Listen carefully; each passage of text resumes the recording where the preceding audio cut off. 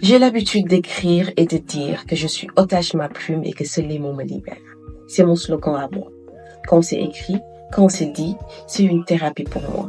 C'est une forme d'expression pour moi et c'est une manière parmi tant d'autres de prendre soin de moi.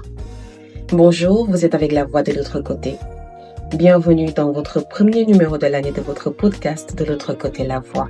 Ah, j'oubliais, vous êtes avec Laïsa Mbaye et il s'agira de voir comment prendre soin de soi. Oui. Justement, ce sera court et précis. La suite dans un instant.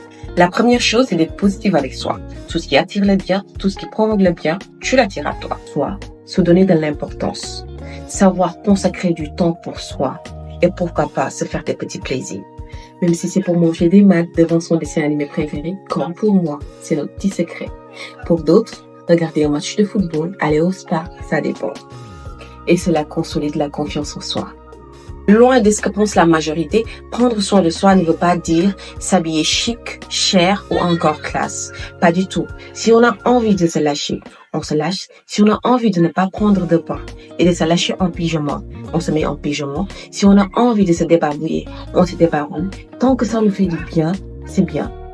Ce qu'il faut pas oublier, c'est surtout avoir un corps sain où nage un esprit sain et détendu.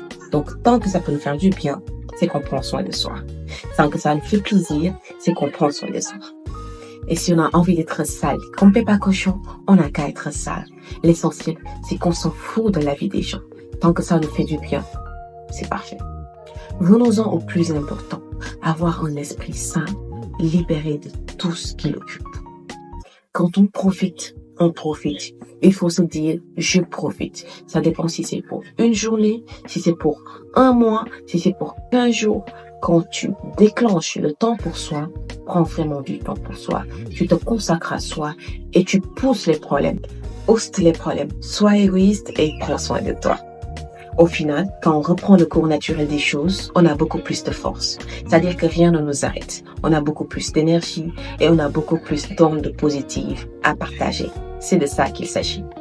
Merci d'avoir été là. Merci pour votre écoute. Merci pour votre fidélité et votre amabilité. N'oubliez pas de vous abonner sur ma chaîne YouTube, sur ma page Instagram et sur mon compte TikTok. On se retrouve très bientôt pour un nouveau numéro de votre podcast présenté par Laïsa Mbaye. Comment prendre soin de soi? Prendre soin de soi, se consacrer à soi, c'était le thème du jour. À très vite et prenez soin de vous. Bisous!